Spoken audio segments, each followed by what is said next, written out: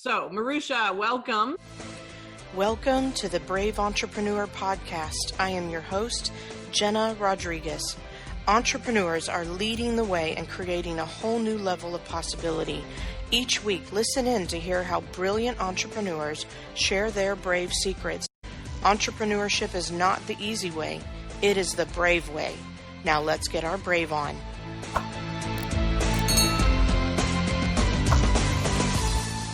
How are you? Hi, I'm good. How are you? Amazing. Tell everyone where you are calling in from. I am here in West Palm Beach, Florida. Yes. And it is usually very sunny, but today it is very rainy. So Really? You might hear a little bit. Yeah. It's a It was rainy gorgeous day earlier. in Florida. Yeah. Who knew? It can Who happen. knew? Yeah, we need a little rain sometimes. We do. We do. Wonderful. Well, just to give people an idea, we've known each other now for years. I mean, we met at an event, I want to say 2018, I believe it was. It was so. August. I know it was August, Mm-hmm. and we were in Atlanta, Mm-hmm. and I just highly connected with you and your brilliance and just your spirit and heart and everything. And this is your second time on the show. I was like, it's kind of like, where are they now? and I know so much has changed and expanded. And of course, the intention of this show is even expanded. I really love talking brave and all of that, but more importantly, diving in deep to the story and the transformations that are occurring in the people that we interview. So first and foremost, just give people a little nugget of who you are and what the work is that you do in the world. Sure. So first and foremost, Jena, again, thank you for having me. I absolutely loved being on your show. I can't believe it's been 2 years, but I love being on your show. And it has been a couple of years of transformation for sure. So I'm Maruxa. For those who are just meeting me for the first time, I am a serial entrepreneur. I have been in business in some form or capacity since 2005. And I now have 3 daughters, ages 11, 7, and 5, and 2 dogs. So and a husband. And so it's a very busy home at any given point. But the reality is I cannot thank the word brave enough for being a part of my vocabulary and a part of like something that my parents taught me as a young person, to choose daily is to be brave. And so I love that this show is about bravery and entrepreneurship and how that shows up, because I really feel that everything I do, or that everything I aim to do, has the intention of creating bravery in my life. I own a coffee company called Perky Perky Coffee, and it is one of my favorite things because it's all about inviting us to step up into our power from our first cup in the morning and onwards throughout the day. And for any of my Perkies that might be watching, or those who are interested, they know, my Perkies know that I always, I love to just fuel each cup of coffee with empowering messages, right? So there's a lot of ways in which I do that. I don't want to spill all the beans on that, but it is something. No pun intended. Oh my gosh, I know. I'm like full of puns. I'm just thinking, I'm saying it all. I'm like, dang, that was a good pun. That was a pun. I'm so bad at puns, so that's actually a thing for me. I'm like, oh, that was a good one. Anyway, but I don't want to give you all the secrets. So you have, if you want to check it out, definitely do that.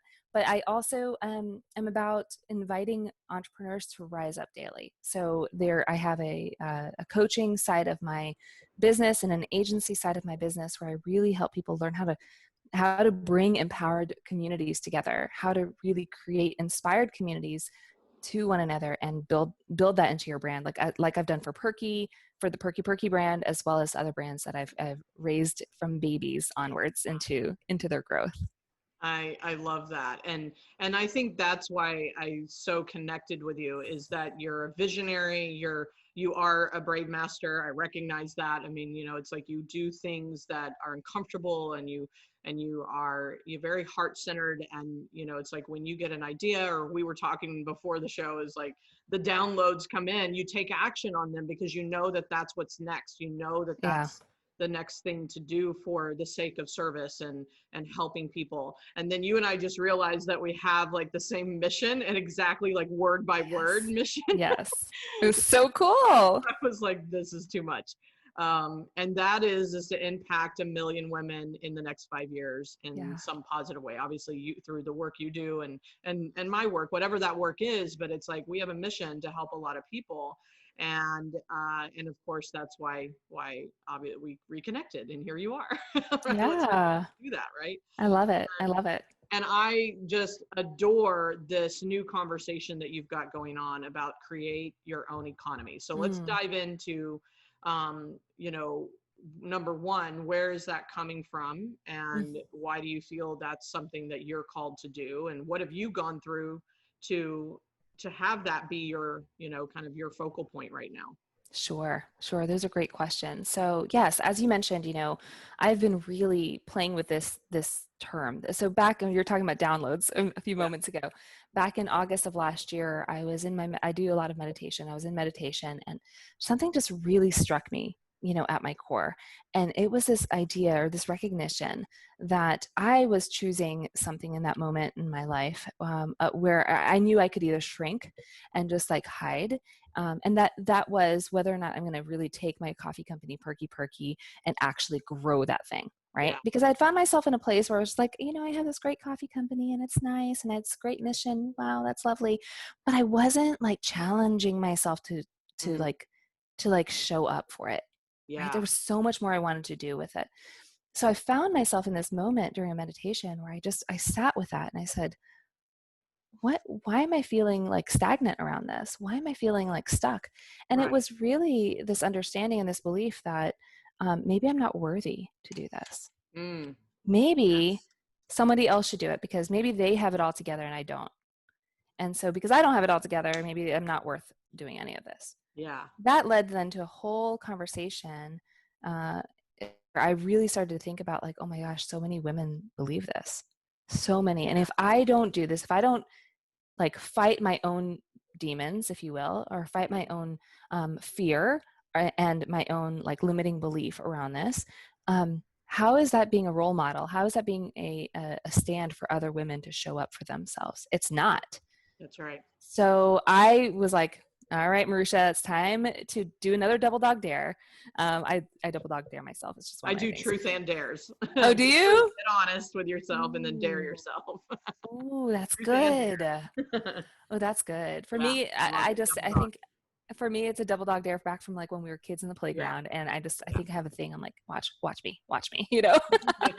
But so I did a dare for myself and I said, okay, let's play as if we cared enough about ourselves and we were worthy enough to build something powerful. Right. And I found myself going from that August through December, where we found ourselves tripling the business. Wow. And it triple revenues from 2018. So wow. That was incredible to watch. A whole year. Triple whole year's revenue in from one 2018. Correct. Yeah. A little bit over a quarter. Yeah, like August through December, but still, oh my gosh, you know? And I was like, holy crap, I just did that. And then we were recognized by the United Nations as one of the, for Women Entrepreneurs Day, to be as one of 10 brands that they want to showcase and say that these are the women entrepreneurs that are killing it and are doing awesome, and you need to follow them in 2020. So that was really a huge honor for us. You know, it was like one of those moments of like, okay, can't believe we're here, and oh my gosh, we're not worthy. You know, it's like all of that, all tied in. But it really continued this conversation about creating our economy. What if women actually felt their fear and went forward anyway? What if we actually invited ourselves into that power that each of us has with these beautiful ideas and these beautiful gifts that we have and this beautiful experience that we have, and merge them all together to create some cool things? So we're not feeling stuck. We're not feeling enslaved. We're not feeling that we're silenced anymore. And part of it also comes from the fact that I grew up with a mom who, while still married, My dad lived in the Philippines while she moved here to the US with 3 kids because of a war in the Philippines. And I watched her go from having everything catered to her in the Philippines to having to be the midnight on-call nurse at a mental health institution until she was almost assaulted, and then made the decision to leave and start all over again as a secretary for a publishing company. And I watched this amazing woman go from being a secretary with brown skin, which in the 80s, even her boss actually admitted to her at one point, said, you know what, I never thought you would amount to anything. But you proved yourself over and over to me that you're wrong, right? So a woman who's being discriminated against to take a position as a secretary to then move up all the way to the publisher of that magazine within a 4.5-year time frame. I watched my mom do that.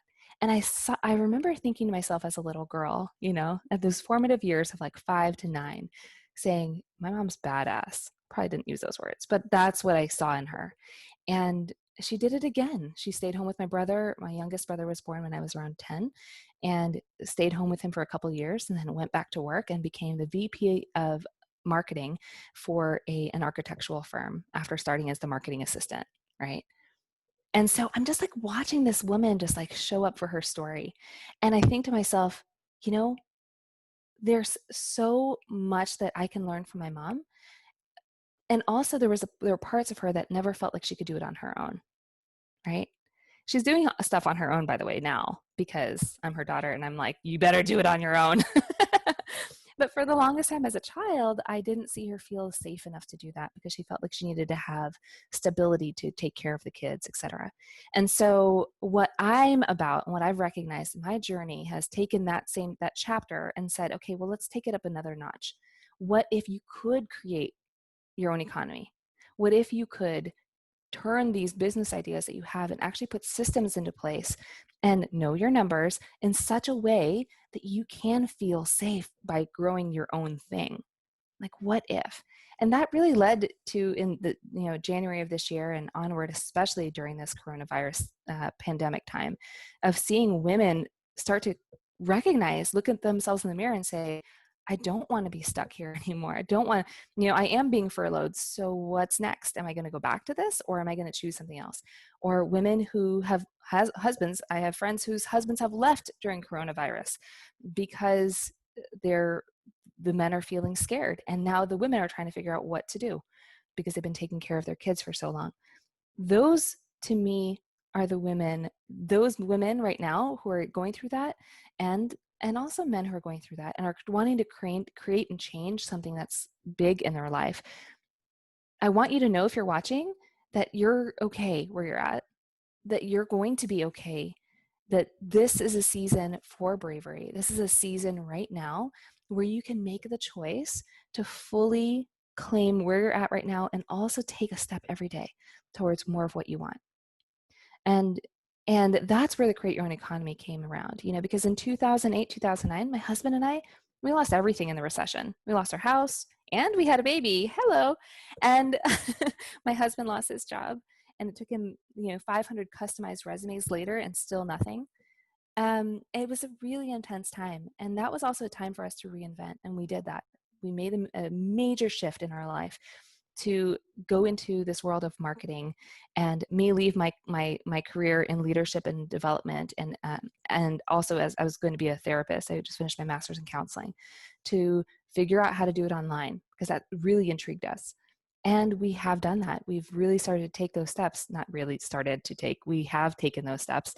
We, created a $2.5 million company, and then built a virtual event management agency, sold that in 2015. I built a business incubator with my friend Ryan that turned to $6.5 million 2.5 years later, and then now Perky, and and so on and so forth. And it just all started with taking steps every day, taking a brave step every day, saying yes to what really lights us up within, and knowing that we'll figure it out. And that there are people to support us to figure it out. Right? It's not an alone job. It takes a village type of a thing to make this happen. Oh, I cannot hear you. Now, can you hear Yeah. me? Okay, Yeah. got it. is I'm taking some notes is what I said. And there's so much, because number one, you're the epitome of what this brave conversation is for me. It's, Mm. and what I see is just as a reflection of what you shared is the first step, although action is right there next to it, is actually the awareness that you want something different.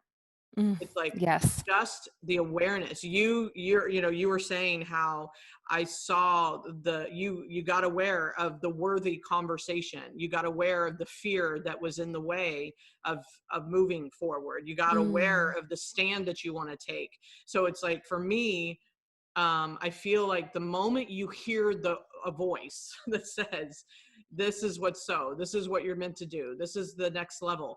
I think it's when we ignore it and then we push it down and then we shove it and then we don't take action, right? Yeah. And this is a call, I believe, for people to hear the voice, hear the idea, and then take the action, right? After Absolutely. that awareness. And that's exactly what I think, being brave is all about, is hearing it clearly, and then overriding our egoic mind, the Mm. mind that wants to make all the decisions based on the fear, based on the what could happen or not happen, based on the I'm alone in this, I don't know where to start, right? And the fact that you had even the ability to look at your mother's story. It's Mm. her story, it's her journey, it's her path. But even for you to be able to look at that and witness it in a way that you can then be aware of your own, either empowering or disempowering, actions or behaviors or whatever, Right. and do something within it. And then you brought up the word stability. Like, you watched your Mm. mom and how she may have done things in alignment with looking for stability. Right. And of course, I'm going to sit here and say I don't believe stability exists, Yeah. just in our world. Exactly. Exactly. Look at what 100%. just happened. I'm like, there's Yep. nothing stable about anything. But that's also the adventure of it. That's also the Exactly. opportunity inside of it. Um, and then you said, I want to hear your thoughts on this. Like, the silence, you said something about silence. Mm. Tell me again what that was about. You said something about either women being silent or Yeah. what have you. Yeah. I, you know, so I ran, when I lived in Austin, Texas, I created a community Mhm. called the Austin Moms Network. Right. And it is still running. It's like 17,000 women large now, a group on Facebook that's winning Wow. awards from the city and things like that. It's really cool. When we created that community, it literally was for us. I mean, I was a mom at that point of a daughter who was 5, then a baby, a 1-year-old, and then I was pregnant with my third. Hello. And a lot of the women that were in that group were also those of us who had littles, right? We were all moms with babies and toddlers Right. and such. And so the conversations that I had back then, and even to this day, the relationships I've had with a lot of those moms are one where a lot of them feel like they have to take a certain role. Whether that role, I mean, it's different for everybody, but it's almost as if we put on a hat once we find out we're pregnant or we adopt that child, or Mm-hmm. we have a child in our care. We put on some sort of a hat with a whole set of expectations Yep. that say you are supposed to now feel like this, do like this, act, Here's the breathe like box. this. This is your box. Yes, exactly. And so we forget then that everything else is also possible. Mm. We have these defined realities of what is. But oftentimes there comes a point where you are recognizing your internal belief or your internal wants and desires are so different than what's in that box and That's what's right. expected of you. And that's the silence, I mean, Yeah. because that box is so fierce. That box can hold and try to it's like spandex, right? It holds and tucks everything in, but it's Thank you, not the good kind thanks. of spandex. It's the It's Spanx of life. this is Spanx, yeah, thank you. Spanx, It's the yes. Spanx of life, right? It's trying to hold it all in, but it's not stuff that is really meant to be held in. No. Show it all, girl. Show it all. This is And so good. Yeah, keep going. Yeah. but that's a thing. And so and even with our our Spanx, our girdles back in the day, oh my goodness, right? Like what does it do? It's to help, it stops us from breathing to their fullest capacity, oftentimes, right? Right. It really restricts our ability to like invite all sorts of oxygen into our bodies, into every single cell of our being. Yeah. And we play smaller. We just do. Yeah. It's just what it is. And so the silence is that. It's that stifling. It's that silencing of those internal desires, wants, beliefs, ideas, dreams, expressions of how to show up and be. We stifle those. And my belief is that, in fact, it's the things that you're trying to stifle that are those are your power sources, right? Our Yes. power sources are those things that for so long people have said, you can just make it a little smaller. Just Yeah. quiet, diminish be that. quiet, small, and yeah, make it smaller. That's right. Keep that Spanx on, you know?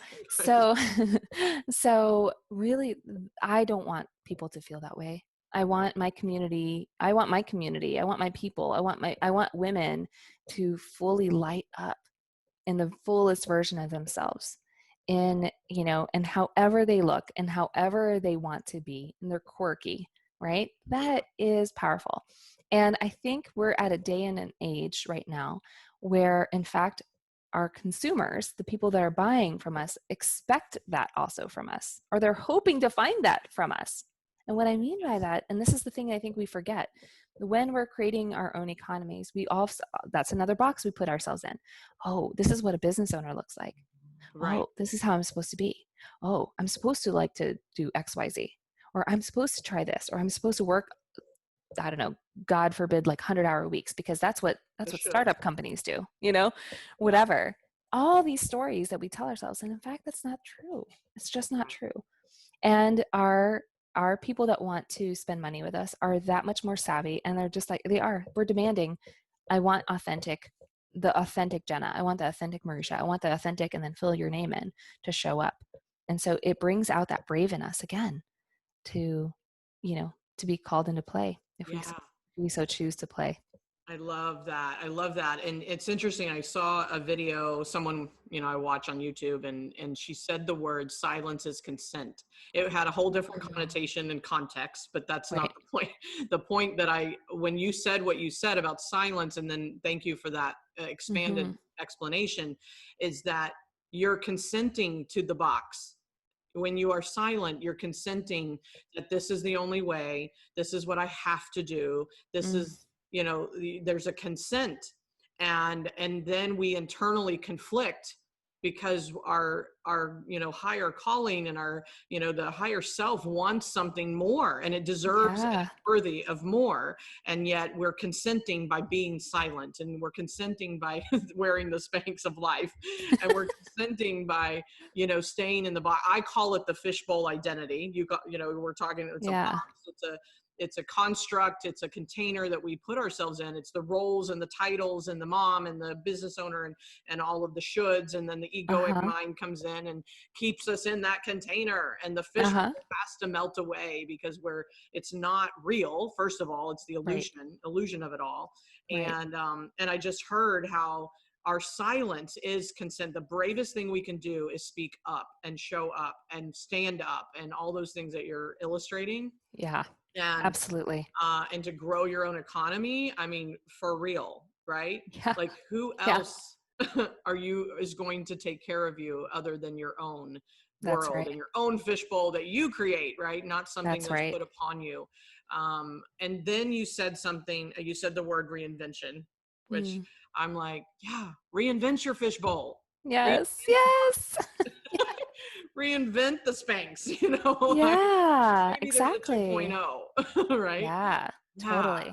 Amazing. You know, that's I appreciate you bringing that up. I mean, that's what we had to do. Dennis, my husband, and I, you know, when we went through everything that even, I don't know if it's more, I don't know the numbers of really what 2008, 2009, you know, the recession brought in terms of unemployment, but we were there. It was, I don't think it was the same. I think this is more, right? Yeah, I think so.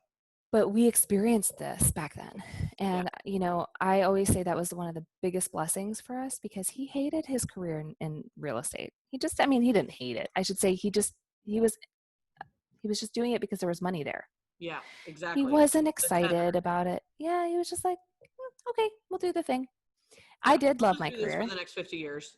Yeah, exactly. I loved my career. I really, actually really loved my career, Yeah. except I was working 100 hours a week, and I Yes. did not love that part. And I wanted something different. And when I found out I was pregnant with my daughter, I was like, okay, I can't now continue my career because I have this beautiful child I want to raise. And the way in which I want to be a mom means that I'm going to be home a little bit more with her. Right. Not that I wanted to be a stay-at-home mom, but I wanted to be home a little bit more with her. I didn't want her sleeping on the couch that I had in my office where my husband would sleep after a date, on the campus, to do Yeah. student events and stuff. Yeah. Like, I wanted to actually spend time with my child. And so it really was one of those blessings in disguise, as it is going to be when we look back at this time for so many other people. Um, because for us, it was an opportunity to say, well, what do we want to create? How do we want to show up in this?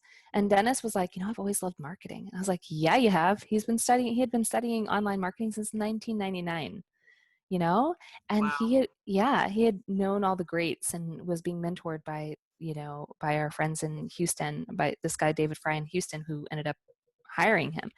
But that's how it all showed up. Like, it was literally a double dog dare, or like one of those moments of us are like, well, we can just keep trying to put these resumes out there and keep getting them flagged because your resume says mortgage, and so they're not even looking at it.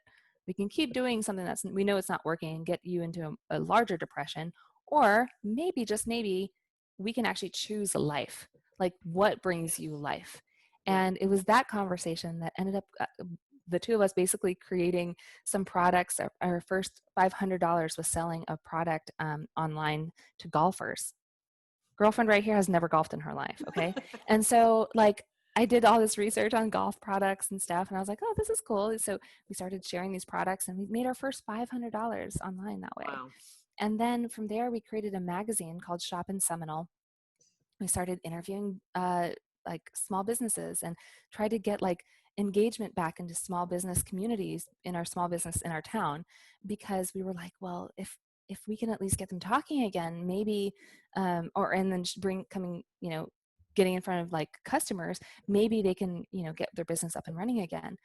That led to a conversation with David in Houston, Texas, who had a company called Marketing Best Practices, and he helped small businesses with their marketing. And he was wanting to build a new division of his company called Telesummit events. Telesummits at the time were like just an idea. No one was doing them. And so he brought Dennis in to run the back end infrastructure and do the marketing. And then he invited me to be the voice of these events. So I've met all these best-selling authors and speakers and trainers. Wow. Jena, like, what? Like, Followed the breadcrumb, we just follow one those. crumb at a time, and then they Exactly. lead to the next. They lead to the next. And I Yeah. think that's what I want to invite people to recognize. It's like, we don't Yes. have to know the whole big picture, though No. we do need to We know our never do. intentions. Yeah. Yeah. So you and I both want to invite 1 million women Mhm. in the next 5 years to show up for their lives, right? Yes. And so we have truthfully, how do we know exactly what even tomorrow is going to hold? Obviously, Or how do we everything do that? shifts. How do we know? How do we do that? You were mentioning, like, you had all these events that were canceled, right? Like, Yep. what in your wildest dreams you would have ever thought that would have been the case? Right. Probably not. None. Right. Exactly. So, like, that's the thing. It's like, we don't know, but the intention is out there. And then from that intention, the breadcrumbs, we just follow those breadcrumbs, and we Yes. just continue to do the work. And there's going to be valleys, and then that's where you need community. Yeah. And Yeah. there's going to be mountains, and that's where you need the community, and it's not an individualized game. It's a game where we all pitch in to support and raise each other up in Yeah. this process. Love that. I love that advice. And I do believe that is what Brave Mastery is all about. That's what, we talk brave on this conversation, but the definition of it, or the meaning of brave, obviously takes a life of its own, and it's individually, the resonance is individual. Yeah. And but this is that conversation. It is about, how can you listen to the voice, get self-aware, take the first action of follow the breadcrumb, not knowing where the destination is. And if you walk away with anything on this call, because her and I do the same thing, we set the intention and then we follow. So I have a hashtag called gut and faith. I don't remember if you saw that. No. And I'm doing this because I have a T-shirt that I wear. Like, people are like, "What are you doing? What are you pointing at?" And so the T-shirt that I have is called, hashtag gut and faith, and that's exactly what it is. It's hearing the gut answer. It's kind of like the call is in your gut. It's in your your higher self, and but then following it with faith. Right? Knowing that's the bravest thing you can do. You can face yourself. You can understand yourself. You can understand the conversations about worthiness and fear that's going on right now, especially right now. Right. And we all have our, those kind of the separateness conversations going on that separate us from that gut. Yes. We can come back to our core and follow the intention, set the intention and allow it to unfold. I also set an intention at the beginning of the year, along with the million, I'm going to help 1 million people in 5 years, and not knowing how, what, when, where, all of that. But it's then what's next. And it's like, write the book. That can impact a lot of people. Show up in, spaces, maybe in corporate spaces where I can impact a group of people. Speak to larger audiences, whatever that is. Share the podcast bigger and better, right? So that more people hear us. And so it's just follow what's next, and then things start to show up that you didn't even see coming. Absolutely. I've had some of that happen in the last month. And it's like, who would have thought that would have happened right here, right now, in this time of life? It's because the intention is clear. The intention is clear, and then follow it. And I love that you're sharing your experience of, and like you said, I love, you say everything so eloquently, and it's like the valleys and the mountains and the ups and downs and the ebbs. This is just an ebb. Yes. Just an ebb. Yes. Keep flowing, right? Ebb and flow. Keep flowing. And we'll end up in the right place and where we're meant to be. Even if it's like your husband lost the job, per se. And I think that's what we have to untether from. Is when we're focused so much on what we're losing right now. It's like, stop focusing on what you lost, because you gained something in the process. And you wouldn't have gotten to the golfing, whatever you were selling with golf, and then led to the next and led to the next. Have you always just stayed in the job, Right. And exactly. You never know. So I just Exactly. the adventure and the wonder. It's so true. And I want to, one of the things that you just said, was around the idea of like, it's not just like follow the breadcrumbs and be like, just like naively following. It is like, oh, it's like what you were saying, like, oh, you know what will help me get to that intention is having a podcast. Alignment. Oh, and or writing the book will get. And it's like recognizing that there are so many pathways to create that intention. Like, I think that's really important to recognize. I love like, that. We think that, because I think there's so many times people think that, oh, there's just one way to do the thing. I have to, even if it's not my style, or that's what everyone does, right? So I have to do the thing. So just remember, like, you're okay. You're okay. You have some cool ideas, man or woman. Like, we've got ideas that are ready to show up into the world. It's just literally a matter of you saying yes to that. First, following the breadcrumbs, and then looking at what's in front of you, saying, that feels really fun. Like, that would be a great way to get to 1 million people. Let's go there. Let's go do that. And then tracking your results, right? So knowing your numbers is a big part of this too. I think that a lot of people don't spend enough time on that. So we always hear like, follow your passion and everything will show up. Yes, and. Yes, and. It's a yes, and. Truth and. The dare here is you got to follow those numbers, because your numbers are going to tell you, is it working? Or do you need to tweak something? Or maybe, maybe it is working-ish. Like, you're seeing some results-ish, but what if you just try that one other thing? Because the next breadcrumb is inviting you to that next thing. Yeah. How would that shift it, right? Yeah. And so those numbers are super important, or else you could find yourself in, like, a lot of women that I've gotten to work with in the past that have come to me after they've gotten to this point, or like, I'm so burnt out. I feel like I've put all the social media out there. I've created the podcast, I've written the book, and still, like, I don't know. Right. So you've got to know your numbers. You've got to know what your strategy is to move yourself beyond, Yeah. but use that intention and that energy that you are, the energy source that you are, to grow it with that intention, looking at your numbers, and then Love it. continue to grow, etc. And interesting, because I'm a numbers girl too, and I do pay attention to that, which sometimes it comes really naturally to me to do that. Yeah. And so I'm glad you're bringing this up, because not everybody leans into the numbers. They run Yes. from the numbers, Yes. really, Yeah. and then they go into confusion, which is just one more ego trick, right? To try to Right. get us off our game. Exactly. And I just did this somewhat like naturally, like I wasn't thinking, oh, I need to go look at my numbers. I was just like, I like data. I like, Yeah. evidence, I mean, we're all evidence seeking, beings. And so the numbers will give you some evidence of like, wow, this is working. It's going in the right direction. Or do I not feel aligned with it in some way? And I Exactly. was looking at some initiatives and things that I do in my business and marketing strategies. And I was like, something is off. And I always come to me first. I'm like, Yeah. I don't look outside and blame that. I go like, I'm out of alignment somehow, or this would feel better. Mm-hmm. And if it's not going to feel better anymore, maybe I need to drop it. Right. Cut it. Right. And so it's like I reworked it so that it actually felt more aligned, and now it's picking back up.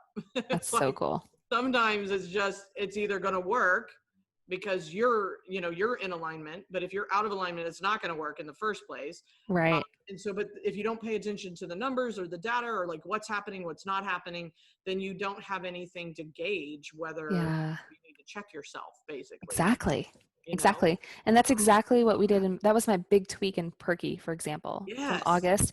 I was like looking at my numbers-ish, right? I had a lot of reasons, right? Like outside reasons that I just kind of let myself go, ugh. And then I finally looked at my numbers like, what is happening here? People, this is not a kind of company I run. Yeah. And I was taking responsibility for myself in that. Yep. And then within that, then it was like, okay, are you going to then play? Like, are you going to really go and show up? And then I got excited because when I started looking at my numbers, say, let's tweak this. Oh, wow. That just made a massive leap forward financially. Okay, let's keep doing that. And then I would look at something else and be like, oh, what if we just tweak this? Oh, and that, you know what I mean? So it's like, it really can be part of the fun if, again, we allow ourselves to do that. And I have something keeps popping in for me. Okay. That there's probably some people here that are thinking like, yeah, but I'm not good at numbers.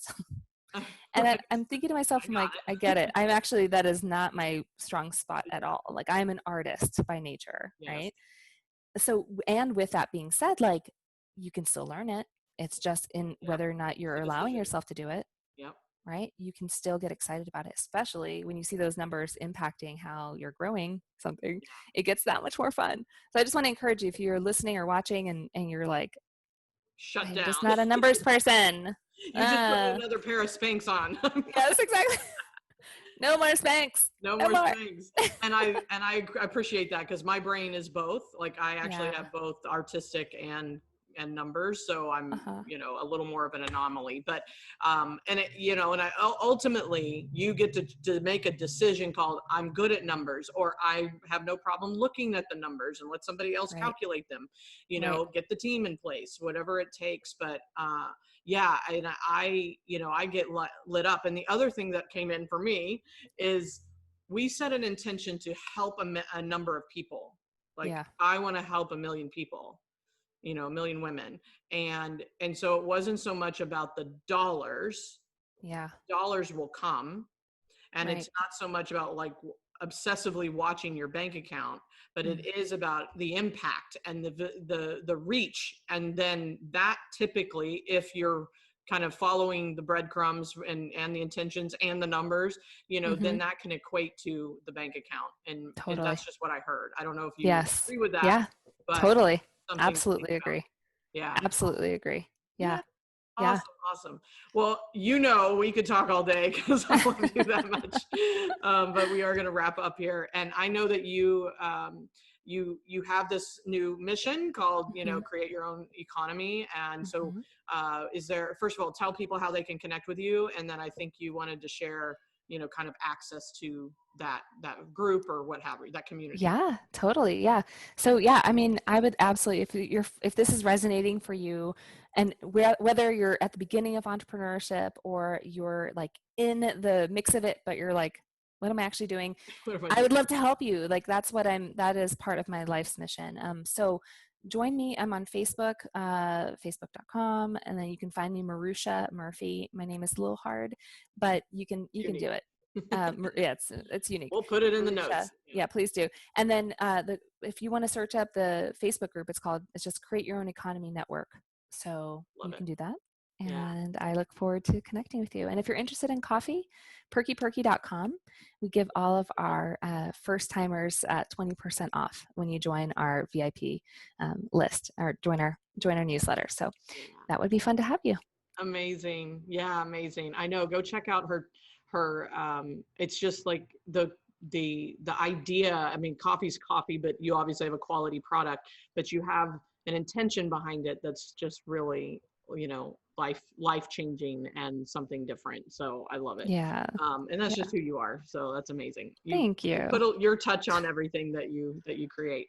And so one last question is, if this was your last interview, if this was your last stage, and there was no more to have, which we came close to, right? Thank God for online. Yes. What would be the message that you would want to leave with the world? That's a great question. Show up for yourself. You're the only one you've got. At the end of the day, we never know what we have or we don't have, but you are always going to be you. So do you want to be your cheerleader, or are you going to choose to be your biggest critic? Your biggest cheerleader or biggest critic. So I invite you to show up for yourself. I think that's the best place to be. Amazing. And then magic happens.